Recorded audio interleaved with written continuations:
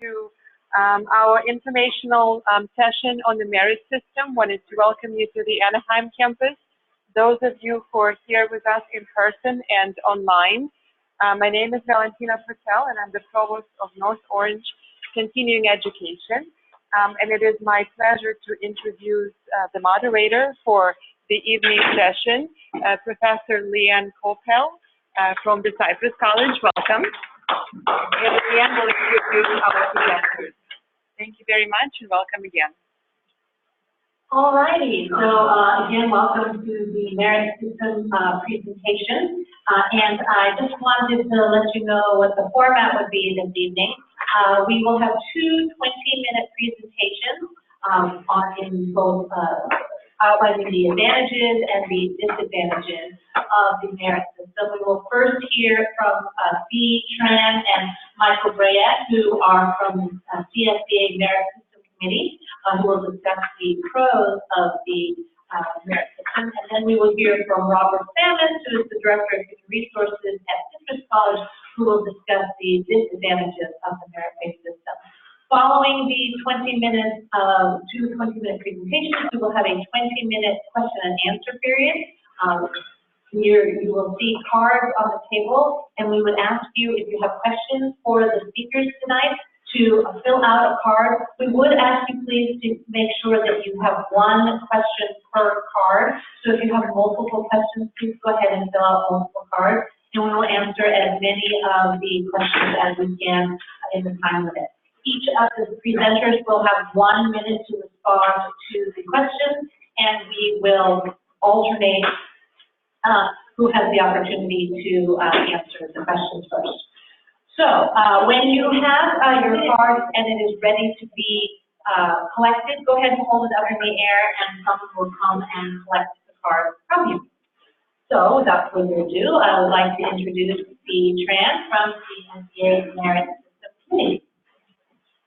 Thank you very much. Looks like we'll be here all night.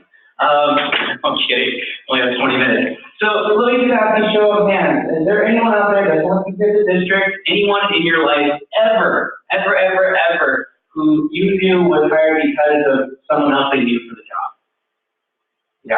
Yeah, me too. So let me pose another question to you as we go through this.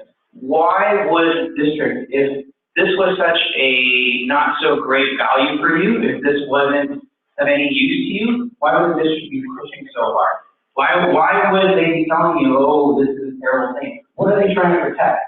And I want to pose that question to you as I introduce myself. My name is Bea Tran, and I am a member of the Merit System Committee. I am a proud classified employee. I'm just like one of you. And I am part of the mission to improve the lives of our members, students, and community. That's what we do. Those of you who are here, many of you are classified employees, members of CSEA. You guys do amazing work for our students and community. I'm one of you. I work in the IT department as a network system specialist. And I've been on the CSEA Merit System Committee for just under a year, and I love the work that I do both for my school district and for the committee as well. I'm going to have Michael introduce himself. Good evening. My name is Michael Brayette. I'm the Senior Labor Relations Representative representing you at CSEA San Diego and Imperial Valley. And I've worked there for 10 years at CSEA, up and down the state, all the way as high as Sacramento, Stockton, and as low as the border in Tennessee around Sweetwater. And I've also worked in about 100 school districts and community colleges in that time. And before that, was a classified employee just like you, working at a community college. I worked at Mount San Antonio Community College 7-8 years, actually with Irma here. And I worked in the disabled students program doing adaptive media and iPad center specialist. Okay. So I just wanted to let you know that everything I say, I wouldn't be here unless I believed it. I wouldn't be here if I didn't know it to be true. They told me, CSE told me we needed somebody, and I said, what was in it for me? And I said, Canada. And they said, Canada Express? Sure, yeah, I'll take Canada Express. And so that's why I'm here. Not really. But I want to make sure that you knew the advantages of the merit system. I wanted to let you know that this system works, and that's why I'm here today, and that's why Michael's here today. And so your chapter let us know that there are a lot of issues, and I'll let Michael talk a little bit about that. So I don't want to get too deep into it because we're really on constricted time, but you know what's going on, right? This campaign didn't start overnight. We started with petitions, we started with meetings, we started discussing the problem. You brought them to us, not the other way around. And so we're here to kind of give you an option, to give you additional protection in your job. We're your union saying this would help benefit you. And so you know our mission to improve the lives of our members, staff, and community. And we're here to say that a yes vote will do that. We know that your job descriptions here are out of date. Some as far as 16 years. We're coming up on 2 decades. When is this going to become a priority if we don't do something? That's the question. And so we're here to actually give us an answer to it because we've waited. How patient do we have to be? Till we retire?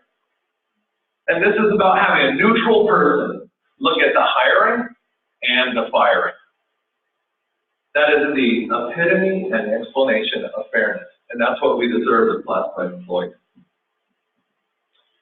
So I just want to go over a little bit about what it is very quickly. I know there's a lot of words out there. I'm not going to read them to you, but I will say this. The merit system is one where classified employees are hired, promoted, and retained based on merit and fitness. Let me say that again. The merit system is one that you get hired in based on what you know, not who you know. Based on what you know, not who you know, that you can actually do the job. Gives you protections against arbitrary firing. Gives you protections against with your job so that way you have an open forum to get things resolved. How the merit system functions, it is overseen by a personnel commission. There are 3 commissioners that are appointed. One by the Board of Trustees, one by CSEA, which is you, the members, not me, not Michael, not someone from the state, not for your executive board, you, the members. You elect them. You choose them, you appoint them as membership. Chapter 167, you pick them at a chapter meeting. And then those 2 commissioners that have been appointed, appoint 1 commissioner. They have to agree on the 3rd commissioner.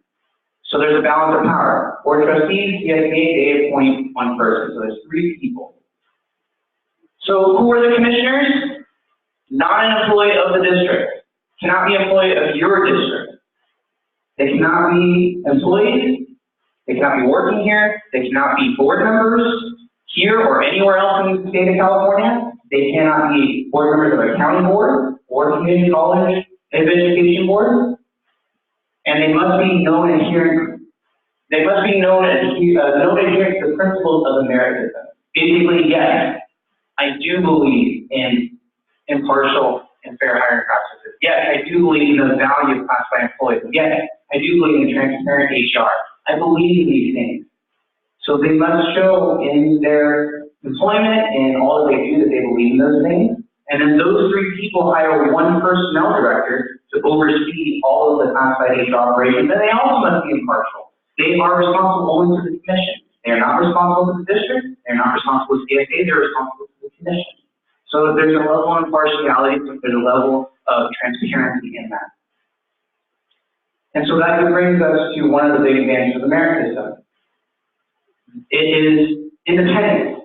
The personnel director, by law, must be free of prejudgment and bias. So right there, it says in education so that they must be independent. They must be impartial. They must do the work of the commissions and do the duties of the merit system. So that's a huge thing when it comes to classified HR. So one of the big things you're going to get out of the merit system is a fair discipline process. So look at our contract now. We have a fantastic process for grievance. That grievance process says that, hey, if you think someone has violated the rules, you have the right to file a grievance, you have the right to take it through the process, and you ultimately have the right to take it to a neutral hearing officer whose decision is binding on CSEA and is binding on the district.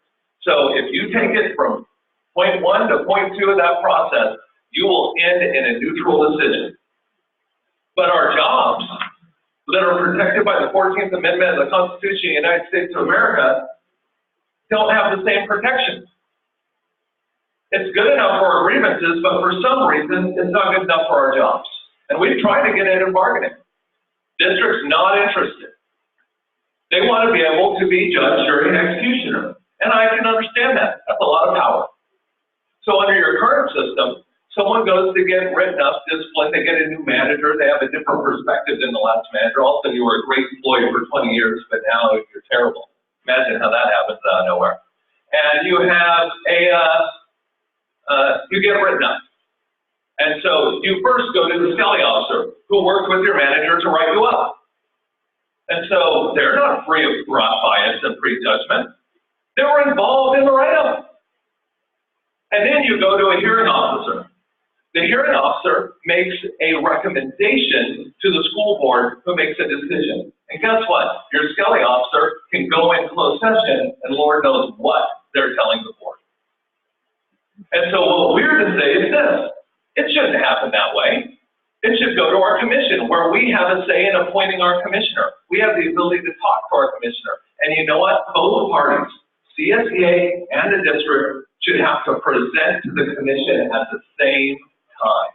So we know what they're saying about us, and they know what we're saying about them. And then when the commission makes a decision, it's final and binding on both parties. Because these are our jobs. This is our career. This is how we feed our family. Nothing is more important than that. Another advantage is a fair hiring process. And I'll just talk about my experience through this system when people kept telling me, you'll never get hired. You'll never get hired. That job belongs to somebody else. Well, I was the one who got that job. I was the one who was able to show the people on the commission what I do. So there are tests, there are exams, yes, but if everyone thinks, oh, merit equals written exam, it does not always equal written exam. I need to be able to show that I can do my job. I need to be able to show that the job requirements, the education, the experience, when I'm in IT, I need to be able to show that I can put a computer back together. I need to be able to show that I can fix the computer right on the spot. An HVAC technician needs to be able to work on a condenser. It's a pass or fail exam. There's no scoring. You either know the job or you don't. So that's part of the hiring process. I hate tests. I think a lot of the people in this room and people listening at home probably do as well. I hate them. But I know that if somebody has established some kind of standard, which in the district have already done, then somebody else can say, hey, we think you know your job. And we can see that. Now you can go forward with the interview. Every non-merit district I've ever applied for, I was lucky to get a phone call or an email or something that said thanks but no thanks. Lucky. Even when I called, they wouldn't answer. Every merit district I got to the final interview. And I'm not the only one. 60% of all classified employees across the state are employed in merit district. So I can't be the only one that this story has ever happened to. I have been through the process and I know what works and I know what's open and I know there's a problem. I can walk into the personnel commission and say, hey, this is the problem. I don't think this was fair. Can we do something about it? And when people say that the commission has time, guess what? 1 month I was hired. Another case, 2 weeks somebody was hired because the eligibility list was already existing. There was already people ready to go. 2 weeks they were hired. And so people can only be hired fairly through the commission. And those lists last for 1 year. So how can it take so long if they have to keep using that same list for 1 year? If you're on it, you get every opportunity that comes up in that year if you weren't selected the first time. And it helps for diversity purposes as well. So you should know, you're going to hear that they have what's called the rule of 3 ranks, 1, 2, and 3 ranks. So the PC director decides what the amount, the passing rate is, and they can pick anyone within those top 3 ranks to move forward to an interview. And so that could be a lot of people. It really kind of depends. And if you're in classified management or you're a confidential employee, you finally get the chance. You have all the same rights as people in our marketing unit. 100% of the same laws. You just don't have CSEA speaking for you. But you don't have to go to the same managers writing you up, hoping that you get a fair shake if you're going to be disciplined. You actually get to go to the commission too. That is better for all classified workers. Another advantage is that the commission now has the authority to classify and reclassify. What does that mean? You get up-to-date job descriptions. We noticed that, and we said earlier that your job descriptions are 16 years out of date. The commission would have to update those because guess what? They feel to hire the best employees. You. People like you who already do the job. Your job description, if it's out of date, that means you're doing more than the day you got hired in. So why aren't you getting a raise? Why aren't you getting a different title, a better title? Those are the things that the commission would have authority over. Reclassification process is the same way. If you're on a reclassification committee, it may not always work. The commission has the legal authority to basically say, hey, they are doing that job. Hey, this is a different job title now. We need to change this. I did the reclassification process and I know it works. And I've seen many other people do it as well. And it works. It's going to be open and it's a fair process. It's a transparent process because it's all done in the open. And CSEA has an involvement in that process. They don't just get it squashed aside. The CSEA has to agree to it. The commission can't do whatever they want. The CSEA has to agree to it. But they get to tell the district that CSEA needs it. So that's a huge advantage for us in protecting our rights.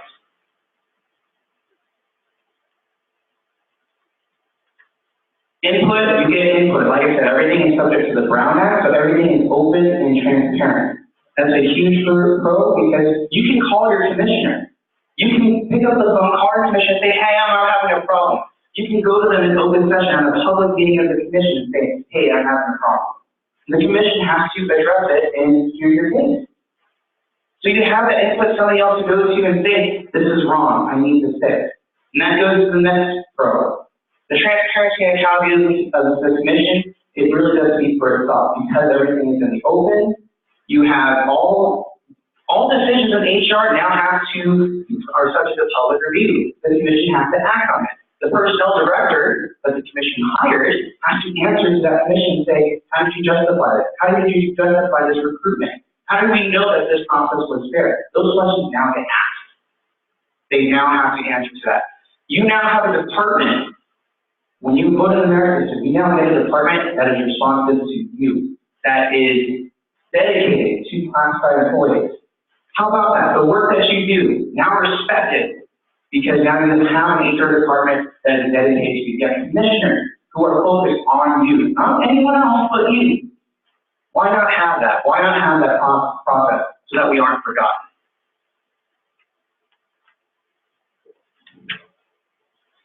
And just remember another thing about accountability.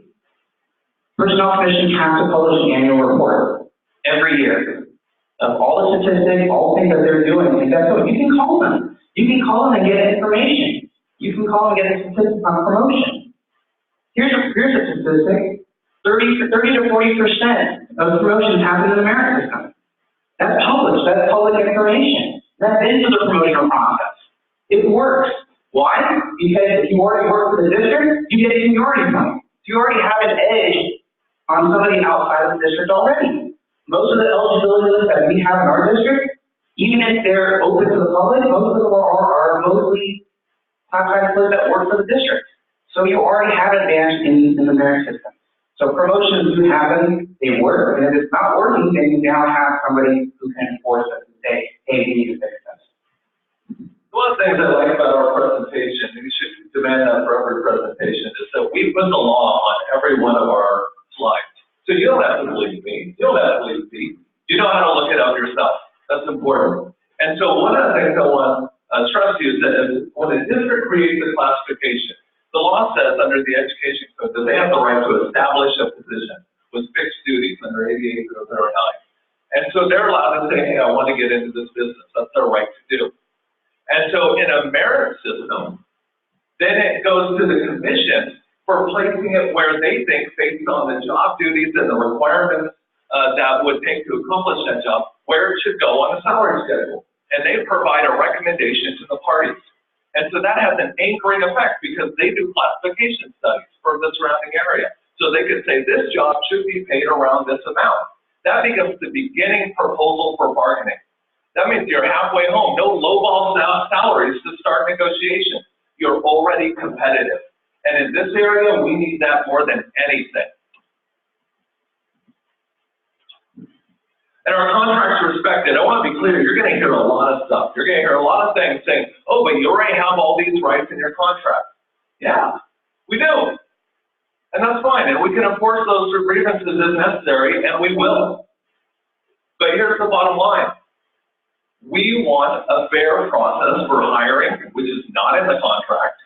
We have a situation where we attend the committees and no one listens to us. They just do what they're going to do.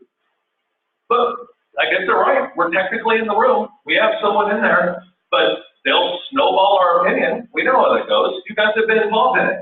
We're saying, no, let's get that out to an outside neutral who doesn't have a vested interest in the result. That's fair. And no, it's not going to cancel our contract. It's not going to change any laws. It's not going to invalidate either. Well, why would we come in and say that? That doesn't make any sense. So we should make sure to question that. So this is going to provide us an additional set of eyes on HR practices in the district.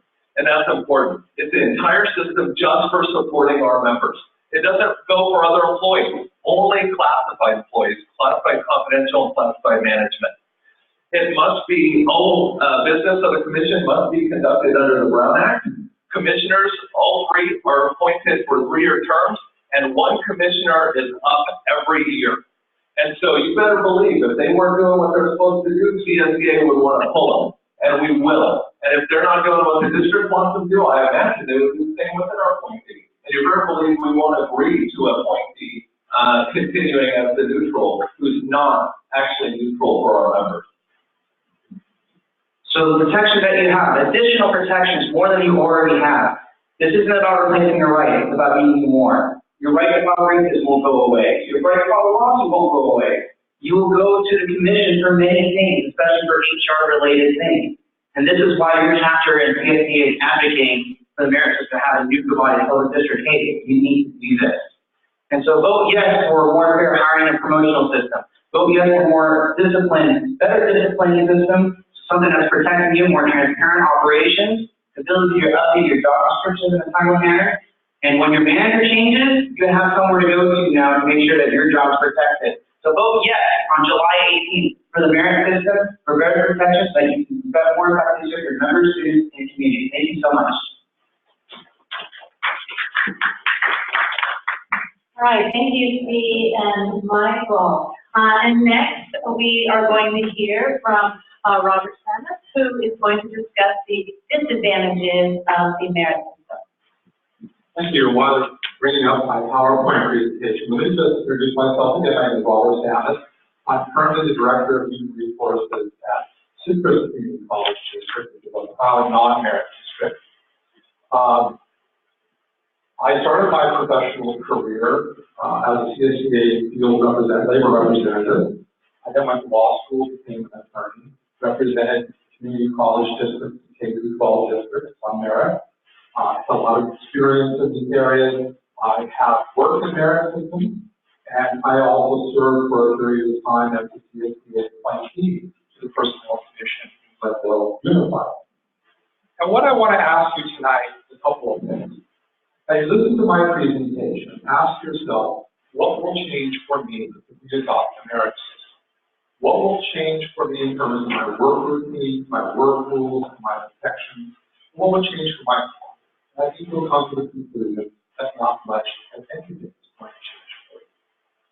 All of you have your job already. So the whole hiring process in terms of bringing people from the outside probably isn't of much benefit to you. But I will talk about those same procedures and the problems with them do apply to you when you receive a promotion. If I asked you if anyone in this room believes they got the job because they did not have the skills and knowledge for the job, you won't raise your hand because you all got hired. Because you were the best qualified applicant that applied for the job at that time and you were successful. All of your colleagues have gone through a hiring process and were successful. There are promotions in this system and people are successful. There is a fair hiring process in place currently that provides that you have input as part of the selection committee in that process. So as we go through this, ask yourself, what is the purpose of a merit system today when we have collective bargaining and union?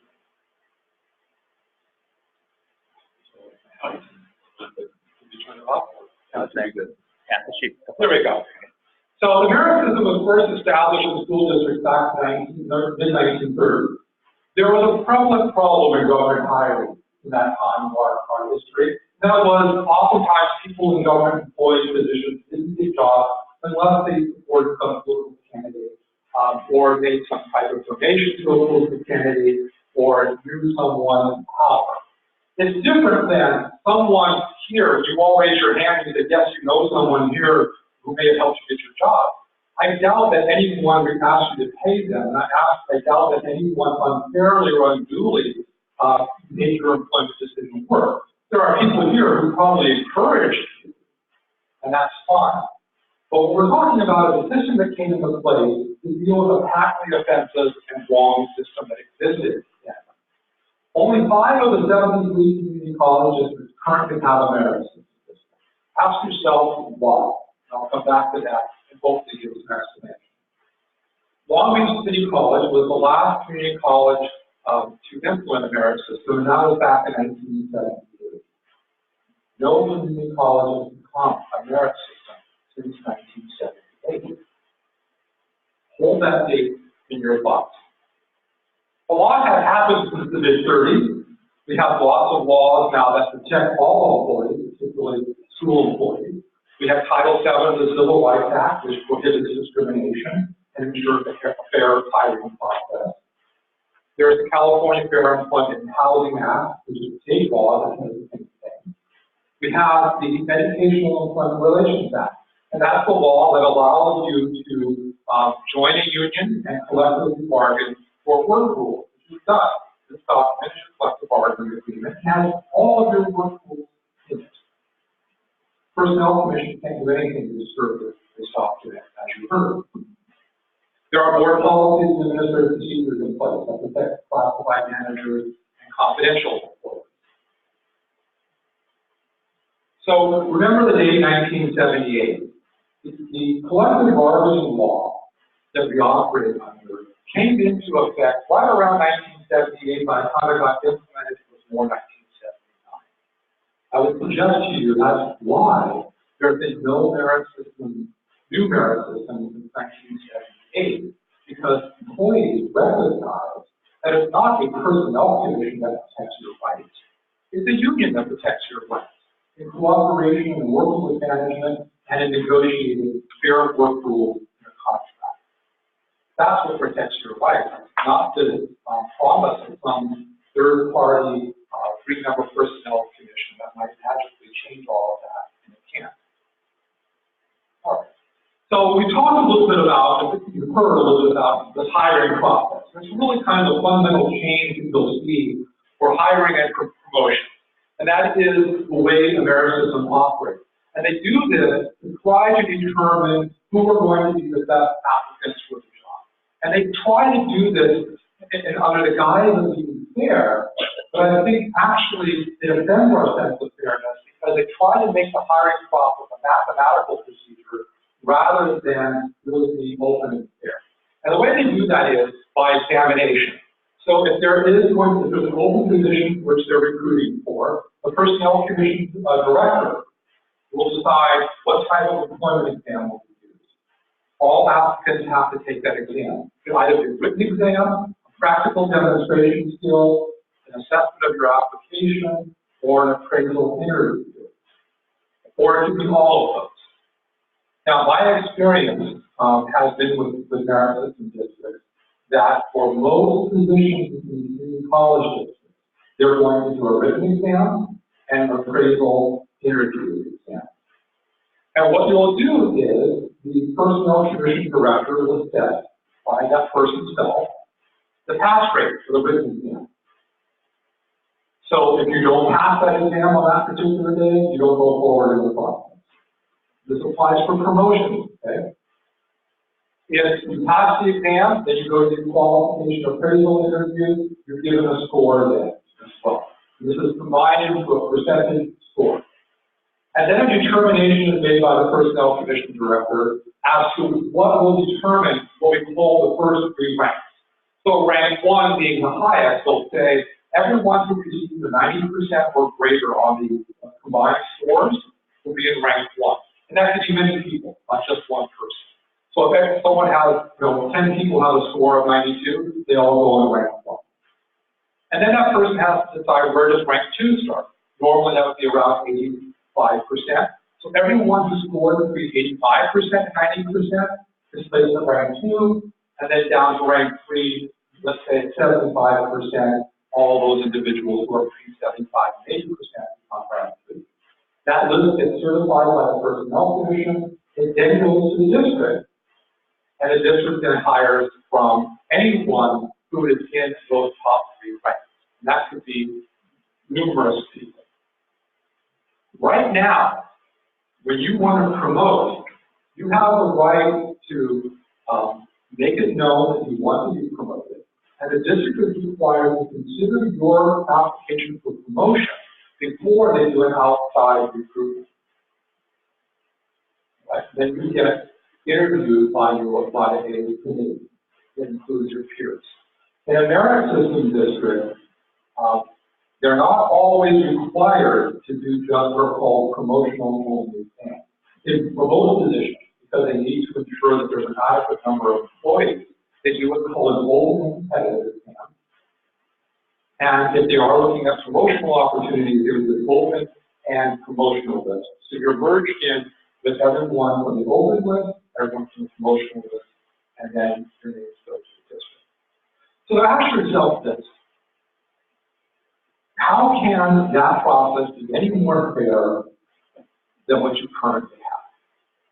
Because establishing your qualifications based on an exam is pretty arbitrary. The pass rates that are set are very arbitrary. And we know that having an employment exam statistically has a disproportionate, meaning it has a negative impact on people who are coming from historically underrepresented groups, and it hinders the district's ability to bring in and ensure a diverse workforce.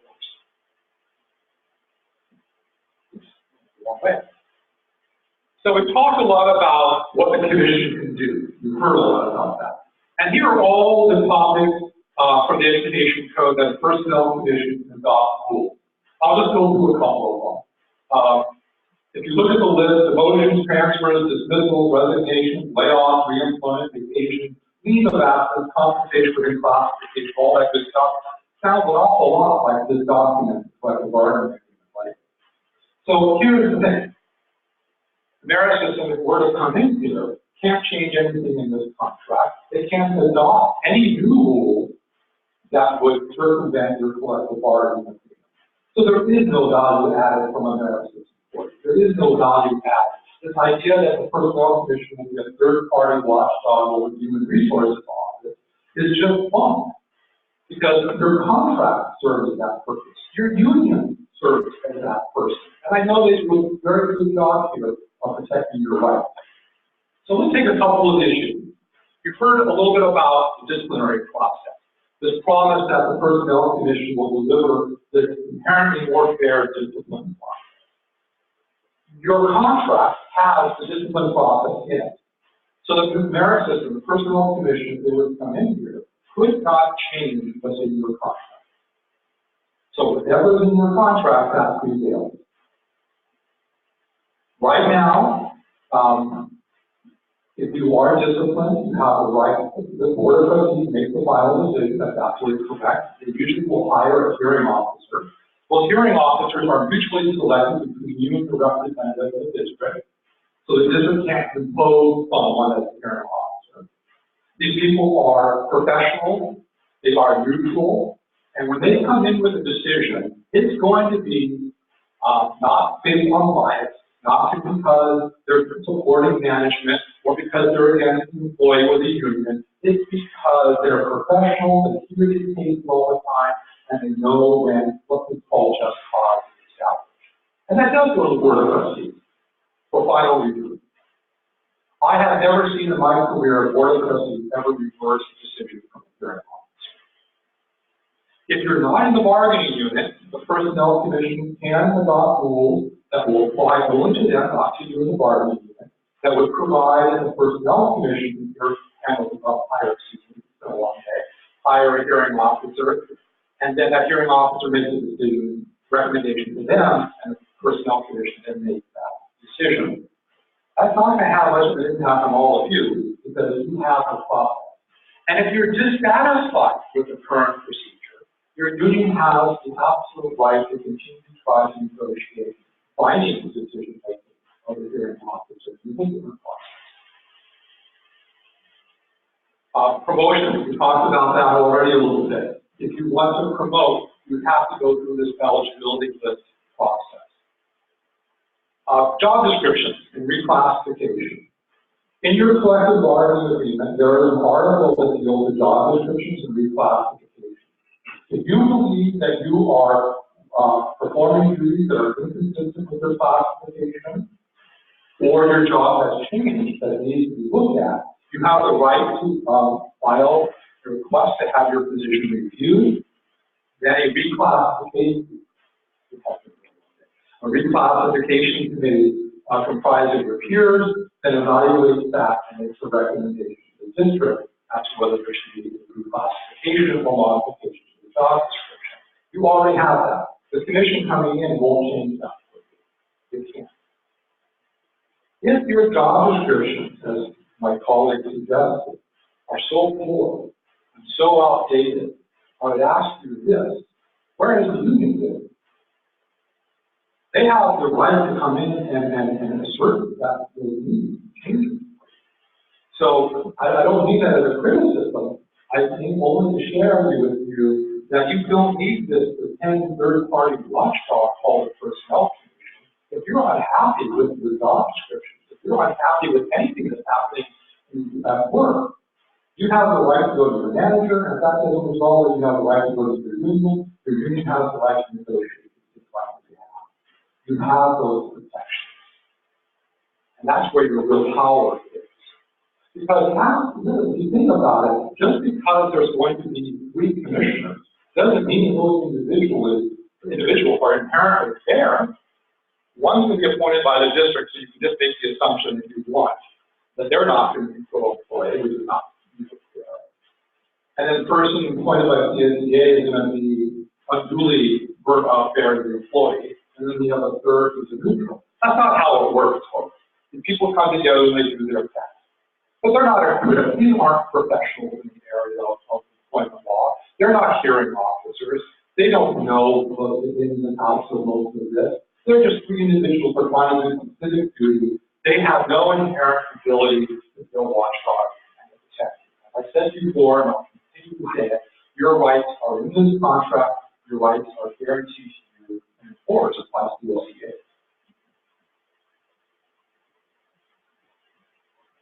There is a downside, however, I think, to having a merit system district, and that's the cost associated with it. The Personnel Commission will have to hire staff, because your current human resources staff can't do all this extra work on top of already the busy work that they have and the tremendous work volume they have. So they're going to have to hire new employees. They have to hire a Personnel Commission director. Those are all expensive positions. They cost money to staff. You need a budget for operating costs. You need space. So typically, if you look at community college districts currently that have a merit system, that cost ranges anywhere from $600,000 to $1.3 million per year. It has been said that commissions generally cost around 0.5% of the total district budget. For North Orange Community College District, that's $1.5 million. So it's a huge expense. The state does not send down any further money because you're a merit system. That money comes out of the general fund, comes out of all the money that's already there.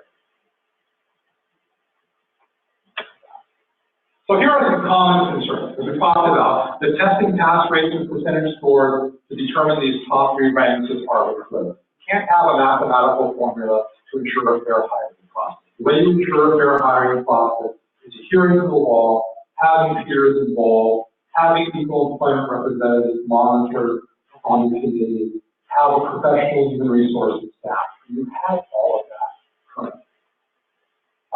Testing often prevents qualified current employees from being hired and promoted. This is the biggest concern I have with the merit system.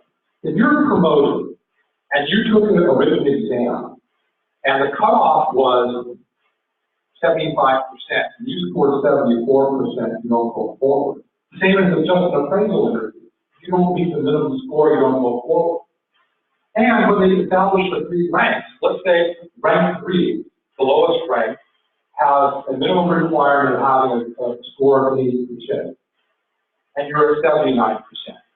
Does that 1% difference really mean that you're not the most qualified person for the job? I don't know on what planet the answer to that question is yet.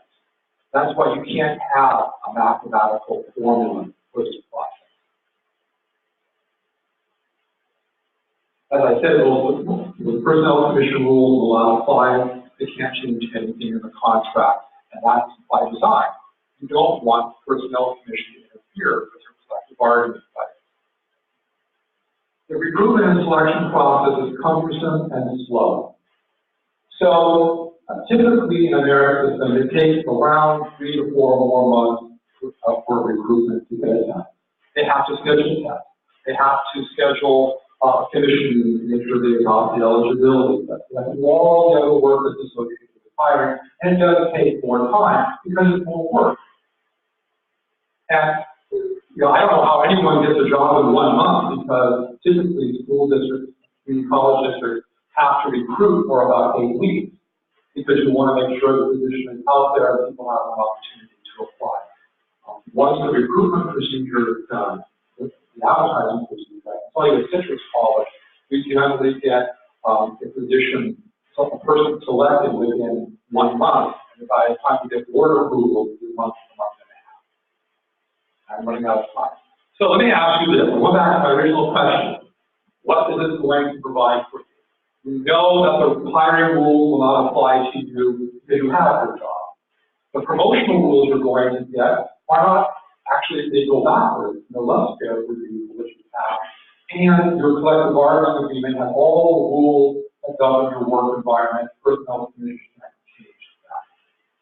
I would ask you to support your union. Any issues you have at work, fight for them through your contract. Don't think that some member of personnel commission is going to solve those problems. So thank you for your time. Have a wonderful evening, everybody.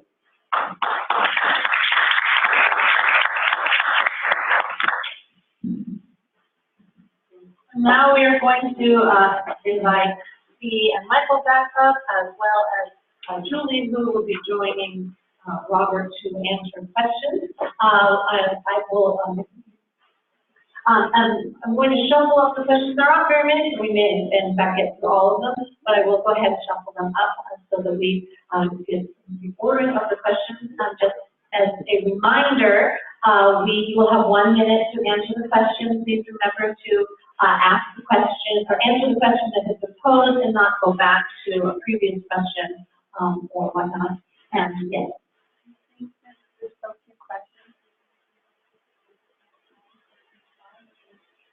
You know, we should be able to give them good time. Still a minute? Let's do it as a minute. Yeah, Because that's in the process review. Okay. all right. No. I thought we should answer the question. Yes. If we have time and more questions, if we have time at the end of the question and answer period, and somebody had a follow-up question that didn't get answered, you can put that on the card and then continue to the questions.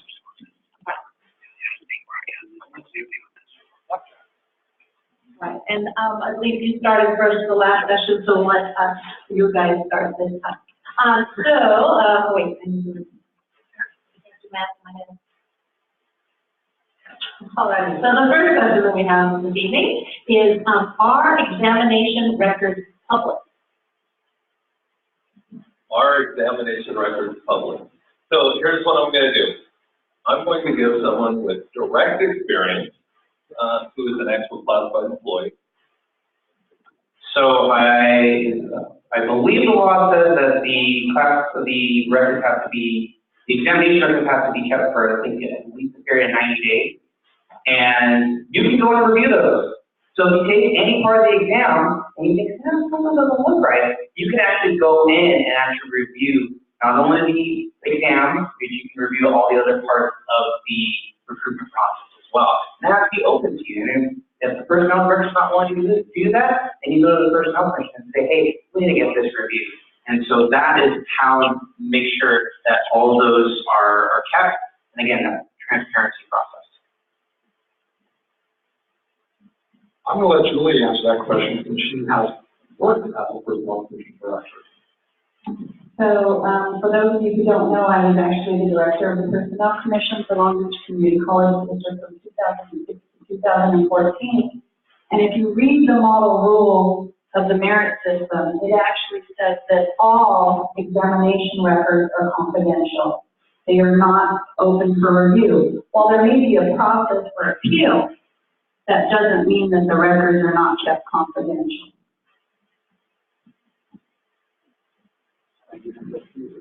The second question, why have our job descriptions not been updated for the last 16 years? Why haven't our job descriptions been updated for the last 16 years? Well, actually, many of your job descriptions have been updated. What actually happened was in 2003, long before I got here, there was a classification study. So there might be a majority of job descriptions that are from that year, but many have been updated. And if they haven't been updated, it's because there have been no issues brought to our attention, either from managers and or CSEA or confidential saying, hey, this is out of date. You're not going to be able to recruit a competent person in here, and we need to review it. So the job descriptions are reviewed on an as-needed basis. And just to let you know that when I was the director of the Personnel Commission, we did review the job descriptions in the same fashion, actually, that we do here at North Orange on an as-needed basis. There was only one classification review study in the 8 years, and that it was at the direction of the commission. I think this is a really good question. So here's what I would say. Number one, you know, because you're in the job. You know, the good thing about our members is they don't bounce around from district to district getting the next job. They tend to stay where they are. You know if your job description's never been changed. And second, if you don't know, go on the website. You'll need me to tell you, they're all listed right there. We know it hasn't happened. And it's not from our people not telling their manager. It's not from the union not telling management. It's from it not being a priority of management. But we think our jobs are priorities. This is our livelihood, and it's important.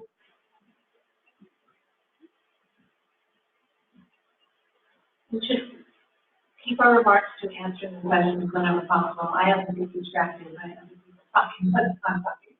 All right. So the next question. Can I ask why, when we were approached about information on merit system, it started a process to vote? I thought we were just finding out information, not starting the process to vote.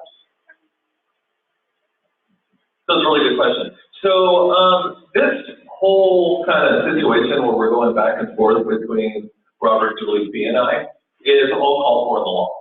And so first you know that this is called the pros and cons. The law says that we have to kind of present to both sides. The union gets to decide who comes and does one side. And so that's how that piece kind of pulls out. The reason we're doing all this and the reason it's going to a vote is because a petition was submitted to the board with signatures from your peers saying that's what they wanted.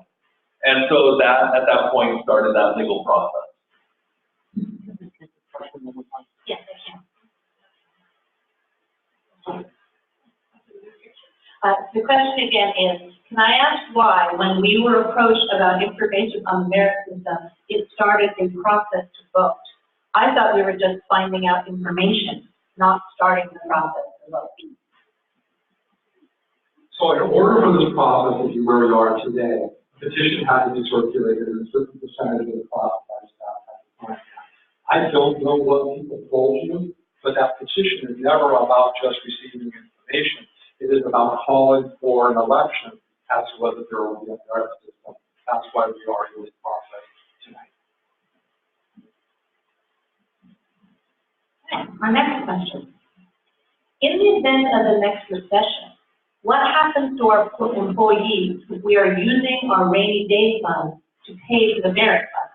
Will there be furloughs or layoffs? The last recession, we were one of the few districts that had none because we saved money.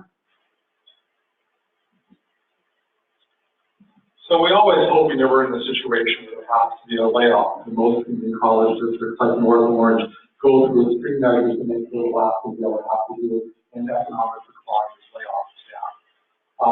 But if it doesn't happen, the process for a layoff is governed by your collective bargaining agreement. The Personnel Commission would have no role.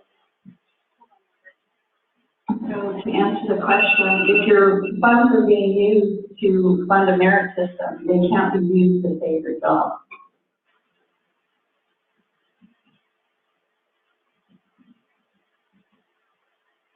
So here's what I want to tell you. So this year, Gavin Newsom's first budget, it comes out, and Gavin Newsom said $280 million for the community college system. So, and that includes a 3.26% COLA. We have new money coming into the system. If someone has told you something else, that is not true. And here's the other question I'll ask you. Look around. Look up. They sure find money to do other things. And so this is a priority for us.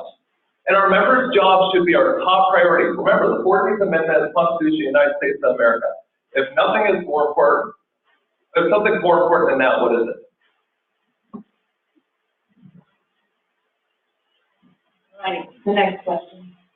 How does the merit system testing accommodate a person that has a disability? So the law requires that we accommodate people with disabilities under the Americans with Disabilities Act. We also have FEHA laws here in the state of California. And so there should be no issue with making sure someone that has a disability is receiving accommodation. And if there's a case where someone with a disability is having trouble, come to us because CSEA will be the absolute first one to fight for you. That is absolutely unacceptable.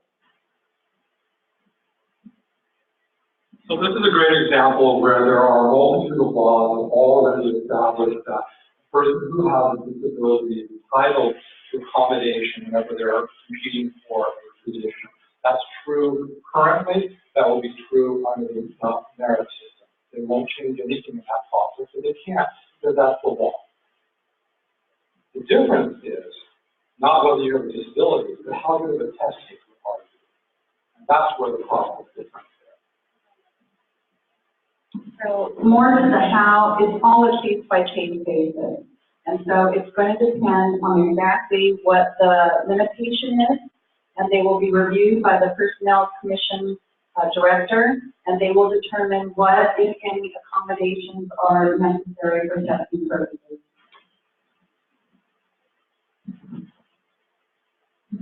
Right, and on that question, what percentage will longevity give you for job points? Will it be based on years served? So that would be up to the Personnel Commission to determine, and there are no set rules on how they do that, but that's a requirement also that they give promotional points based on longevity. Typically, there will be some type of credit based on seniority, how many points you get, how that would impact in terms of your placement on an exam will depend upon how other people perform in comparison to you as well. So basically, the general rule out of the model rules is you usually get 0.25 points for every year of service, and they usually max out at 5. And so if you're a great test taker, that might help a little bit. If you're an average test taker, it might not help you at all. I agree with that answer. So it's kind of depend on the rules, but you do get points because you are an active employee. So what does this mean? That when the hourlies apply, you automatically have an in. You're above them starting the gate. When people from the outside apply, you're automatically ahead of them. And guess what? If you're a veteran, you get additional points too. God bless America. So those are all the cards that we have received with questions. Were there any other questions that anyone had that they wanted to ask? All right, well, we thank you for coming. We want to thank our presenters, Robert and Dee and Michael and Julie as well. Thank you for coming. This is the last information session. And just remember, you want to keep in mind that date, and you want to make sure it's July the 18th. And so be looking for the information on where to vote and how to vote, because that will be an important thing. Now I want to truly thank our moderator.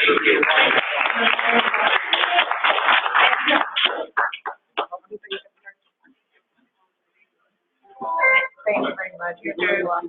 You're welcome. What a pleasure. Thank you, Larry. Brother. You're welcome. Robert, thank you so much. It's a pleasure. Oh, we're okay. Appreciate you coming. Thanks for the meeting.